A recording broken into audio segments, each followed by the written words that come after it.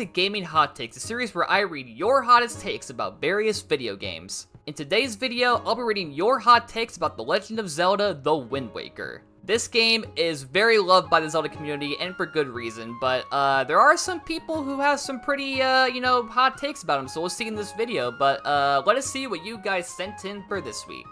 Needs 1 to 2 more populated islands, 1 to 2 more dungeons, and Zelda should have stayed tan.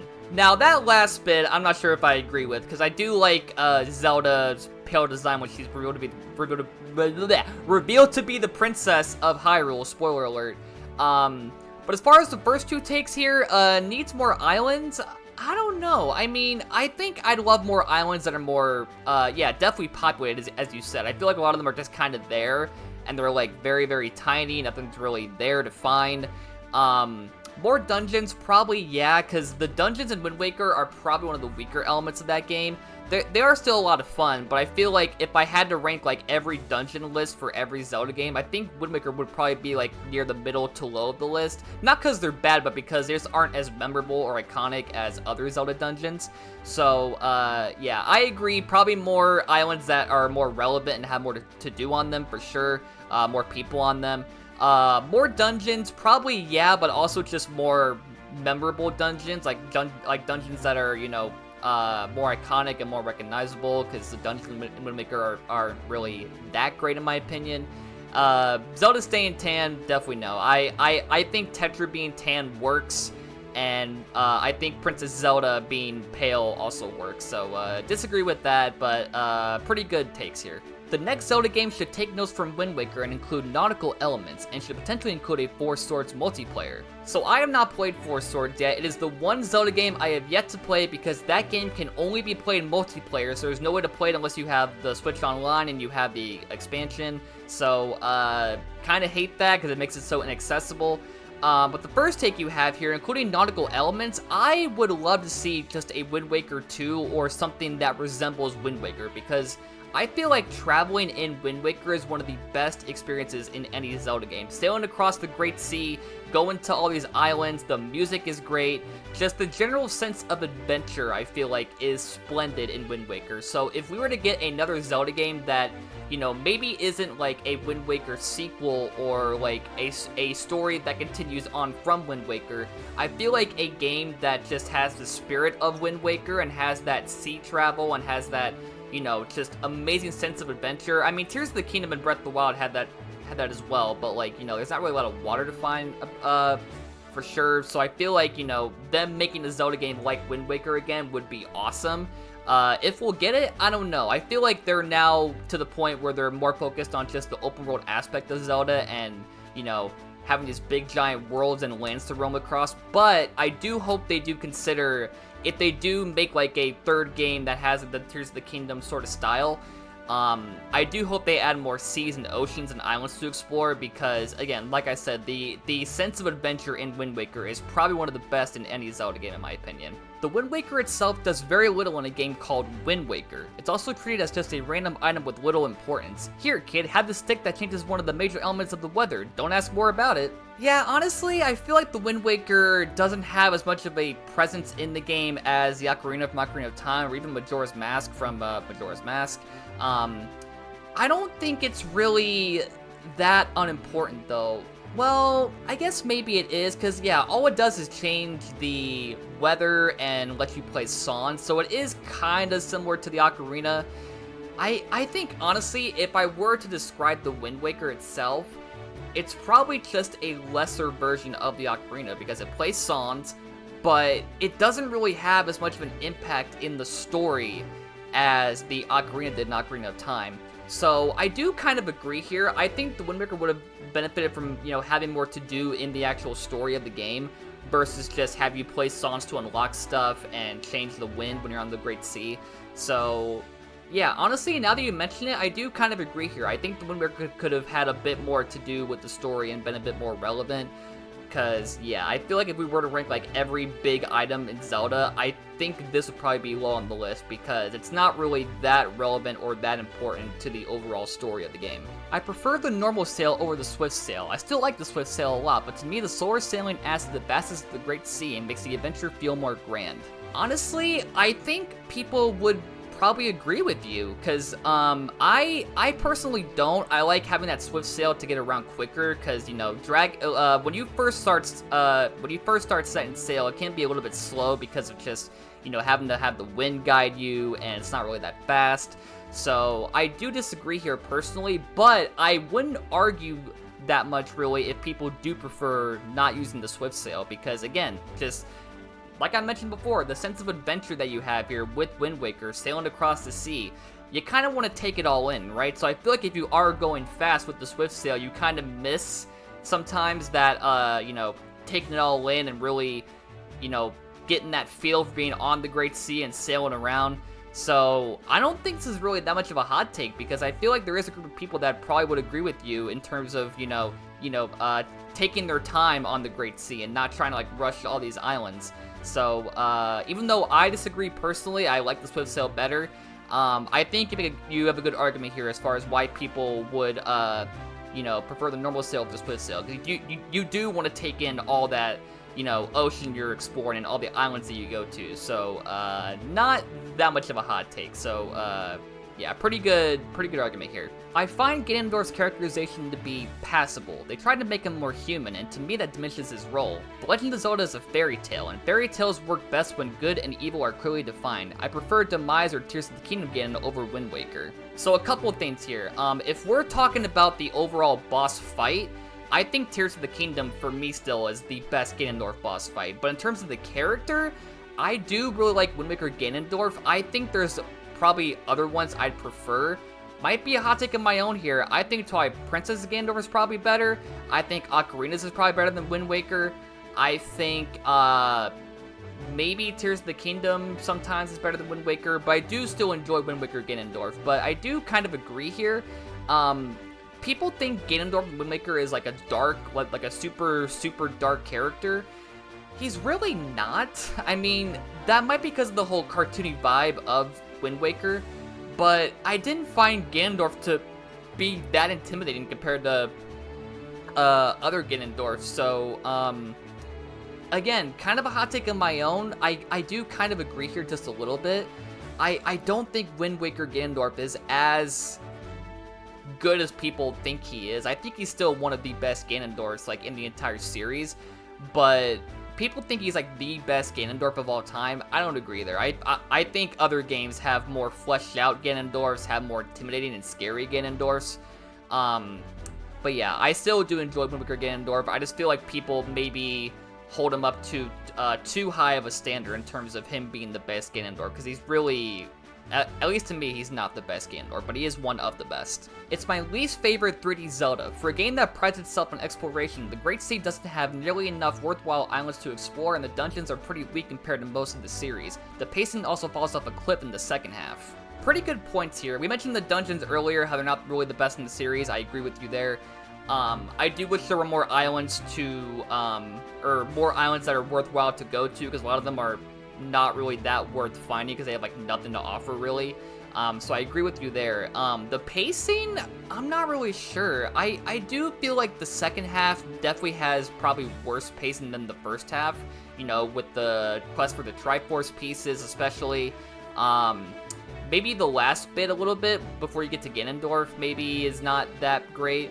I wouldn't say it's bad though. I just feel like the first half probably had more smoother pacing. So I kind of agree there. So yeah, pretty good points here. It being your least favorite 3D Zelda though, I don't know.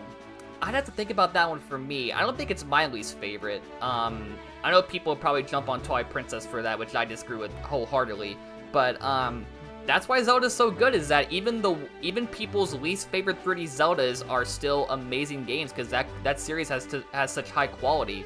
So yeah, pretty good points here, I gotta say. Stop! Now she'll die a virgin. Stop! Stop it! Okay. Stop. Okay. Stay the fuck in the fucking car! Oh, fuck!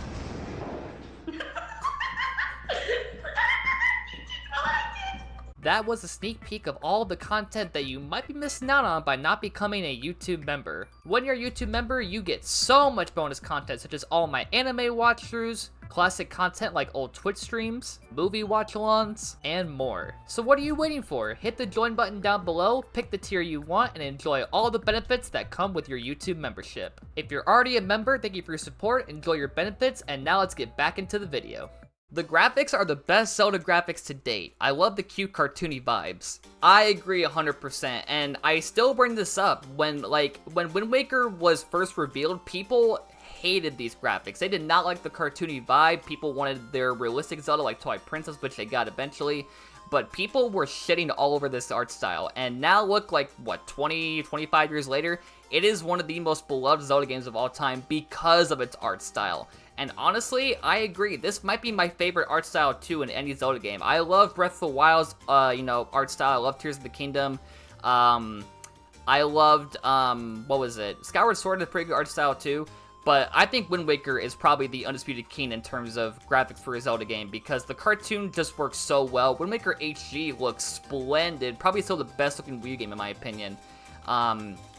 So yeah, I agree. These are my personal favorite Zelda graphics of all time as well. The Wind Temple is one of the best dungeons in the entire series. Also, the Triforce Hunt is amazing. It lets you loose, finally. One final task where you yourself have to do the job, where you're free to do it in any order you want, and where all items and exploration elements are being used. So I know a lot of people would probably not agree with you there in terms of the Triforce quest, because people consider that the weakest part of Wind Waker besides the dungeons. I didn't hate it that much. It was kind of, the pacing was kind of not that great. I didn't hate it though. I thought it was fine. Wind Temple though, I agree. I don't think it's one of the best in the entire series. It might be the best in Wind Waker, perhaps. I have to look at that again. But Wind Temple's great. I enjoy that dungeon. But I think there's probably a lot that I'd put over Wind Temple. So I'm not sure if I do a top 10 for that. So, but yeah, I enjoy Wind Temple. So, yeah, pretty good points here once again. Don't know if this is considered a hot take, but I find it to be the least challenging Zelda game, followed closely by Twilight Princess. I love it and it's one of my favorites despite this. I might actually agree with you. I feel like Wind Waker's challenge isn't really there a lot. It's still a pretty good Zelda game, don't get me wrong. But I do feel like the pushback on difficulty is lesser than other Zelda games. TP is probably easier in my opinion than Wind Waker, which people don't really like that much. So, yeah, I don't think Zelda games need to be that difficult the whole way through. I feel like a lot of it can be easy if it works, which I think it does for Wind Waker, being this cartoony Zelda game.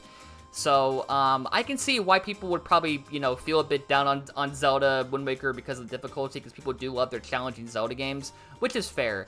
TP for sure is definitely, in my opinion, easier than Wind Waker, but I still love that game regardless. And yeah, the last point here I love, where it's one of your favorites despite this, I definitely agree that even if a game is maybe a bit too easy, it shouldn't really take away from how much you love it. Because even though, yeah, Wind Waker maybe could be a bit more challenging, just what you do in that game is fun all the way through. Sailing on the Great Sea, the cartoony graphics, the characters, the story, the final boss. So, yeah, I like that you said that, because I definitely agree. Even though it's an easy game, probably it is still a very, very good Zelda game. I don't have any problem with the quest for the Triforce. In fact, I was way more done with Skyward Sword by the time the quest for the Triforce rolled around. I gotta replay Skyward Sword, because I don't really remember that much about that quest for the Triforce in that game. I know there's a thing where you have to do a puzzle in that one temple, it's a Triforce sort of puzzle where you have to move around pictures or something, I think, right? So, I gotta replay that hopefully soon. But, yeah, Wind Waker, I mentioned this earlier, I think the Triforce quest definitely has pretty not great pacing, but I never found it to be that annoying. It is kind of long, but I think it's still kind of enjoyable. There are parts of it that maybe, drag a bit for sure, but I don't think it's that bad of a quest. I just feel like the pacing overall is probably a bit too slow for people, when you're near the end of the game, you kind of just want to get there, right? You want to get to Ganondorf, you want to get to the dungeon, you want to get to the final bit of the story, and when you have this quest that, is just dragging on and on, it kind of does take away from the experience a bit. So, yeah, I didn't think it was that bad as I mentioned earlier, but, I can see why people, would be super down on the Triforce quest. The dungeons are far from bad, and the story is unique. I just don't like some of the gameplay mechanics. Art-wise, however, it was unique, and I hope they make Zelda games with a distinct art style like they used to. I mentioned earlier, I do want another Wind Waker sort of game, because the graphics here are still my favorite of any Zelda game ever. I do hope we get like a Wind Waker sequel, or like some game that resembles Wind Waker in a way. The dungeons I mentioned earlier, they're not bad, but they're not the most memorable Zelda dungeons. It could have been a bit better. The story is unique, I agree. Not the best story, I would say, in Zelda, but it is probably up there for me. I did enjoy it.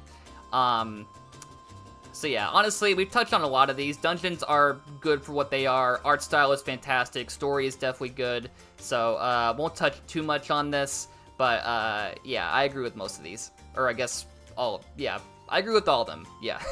Tetra shouldn't have transformed. It's a huge stretch to go from you're the descendant of Princess Zelda to a magical transformation that changes her hair and skin, and people start calling her Zelda. I'm not sure if I agree or disagree here. I did like Tetra. I maybe would have preferred if they just kept Tetra as is, but again, I feel like, you know, the reasoning behind it kind of makes sense because she had amnesia, right? She became a pirate because she forgot who she was, and her people from her kingdom became her pirate crew, so they all had amnesia and they don't know who they are.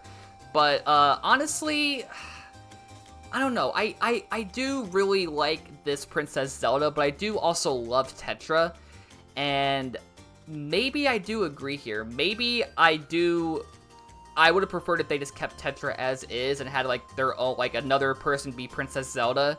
Because Tetra is such a good character. I like her tone, her attitude, there's various parts of the game where she's really funny, actually. So, yeah, I can see why people maybe would have preferred Tetra to stay as Tetra and not be Princess Zelda in disguise. I don't think it's a bad decision. Again, I feel like it makes sense in the story with, like, her whole backstory. But, yeah, now that you mention it, I might agree here. I might also prefer if Tetra just stayed as Tetra and wasn't actually Princess Zelda. Alright folks, that is it for your hot takes for The Legend of Zelda The Wind Waker. So as always, take into those to send in your hot takes for this week. And if you guys have your own hot takes to send in for a future episode, then make sure you guys go follow the BC King Gaming Hot Takes Reddit page. Link is right here, and it'll be down below in the pinned comment and maybe the description. I'm not sure yet. But yeah, here or pinned comments. Make sure you guys go follow that page. But in the meantime, make sure you guys subscribe, ring the bell, and smash that like button for more amazing hot takes coming in the future. And I will see you guys, as always, in the next one. Goodbye, everybody.